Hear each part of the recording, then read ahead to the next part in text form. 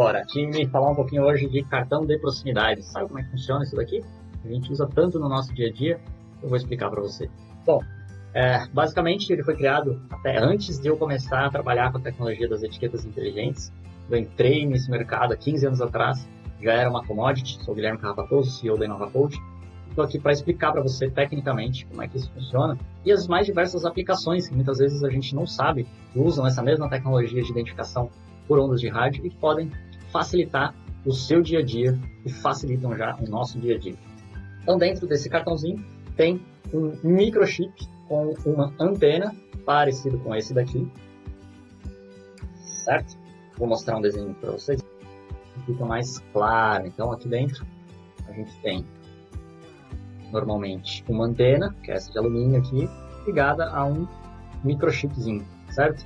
E o que acontece? Esse cartão, por exemplo, que tem essa parte, essa daqui é uma parte do Smart Card, é outra coisa, né? Que é o cartão que a gente usa normalmente, o cartão do banco. Então aqui você tem uma outra tecnologia, né? Não tem a ver com essa tecnologia do RFID. Esse daqui é um Smart Card, ou seja, é uma tecnologia que você grava dados aqui dentro do seu cartão, assim como o chip do RFID, mas ela é por contato, né?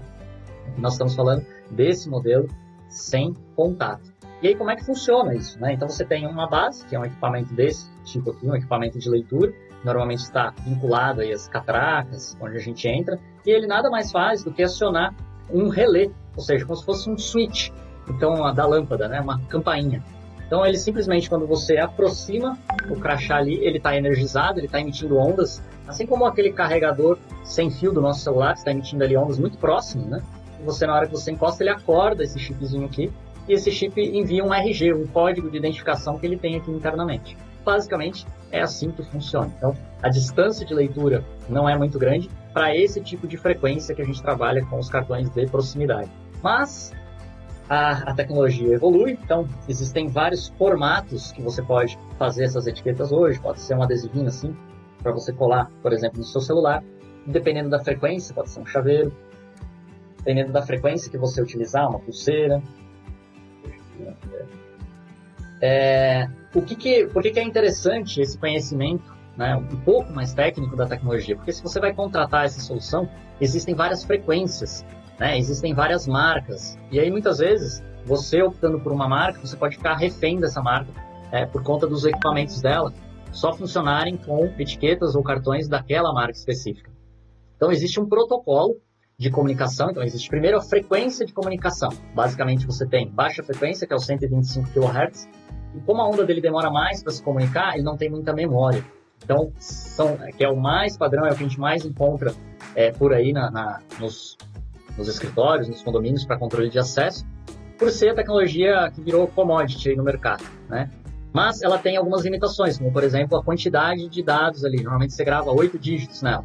Então, ela se repete esses 8 dígitos. Se você pegar um crachá de uma outra empresa, seja do mesmo fabricante, e usar ali, possivelmente você vai conseguir acessar. Então, o nível de segurança dela é baixo, né? A tecnologia de LF 125 kHz. Mas, se você vai para uma tecnologia tipo NFC, que na minha opinião é muito interessante hoje, porque você pode usar como leitor o seu celular, né? Então, assim como você aproxima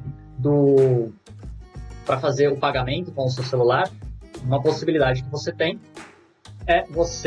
o interessante do celular é que o celular já é um leitor. Então eu vou passar aqui a etiqueta e olha só, essa etiqueta eu coloquei uma mensagem customizada ali. Então seria mais interessante você usar leitores com a tecnologia NFC, porque vai te dar uma possibilidade maior. O celular também ele pode funcionar como uma tag.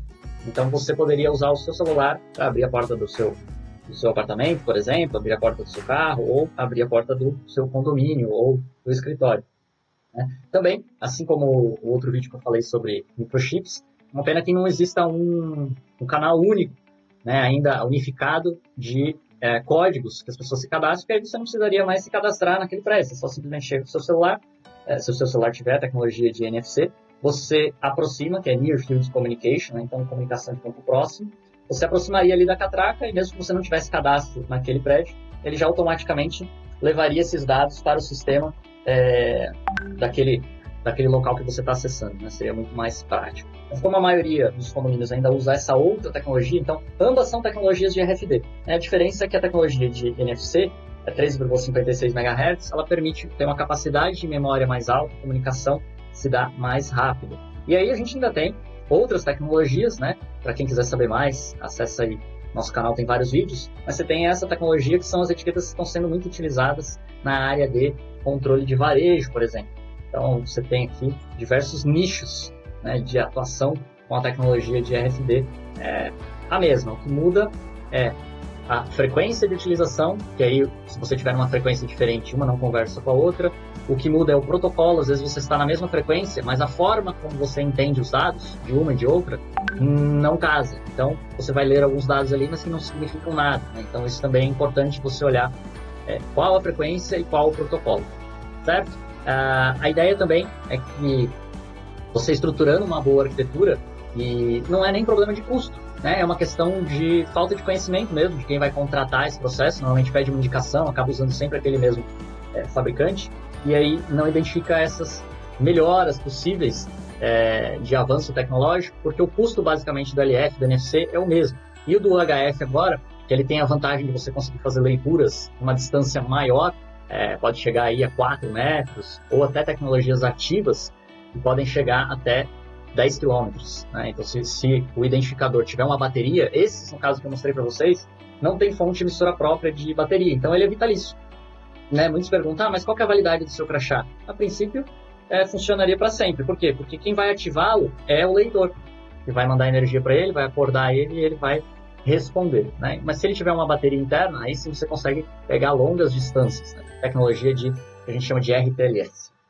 E o interessante, né, hoje é buscar uma solução que seja em nuvem, porque aí você consegue gerenciar via internet os seus acessos, bloquear em tempo real, né, coisa que até então ainda não é muito explorada no mercado. Então, busque uma empresa que tenha esse conhecimento em cima da arquitetura de solução, e com certeza você vai fazer com o mesmo investimento, vai conseguir explorar muito mais essa tecnologia. Então, se você curtiu o vídeo, dá um like, espero seus comentários.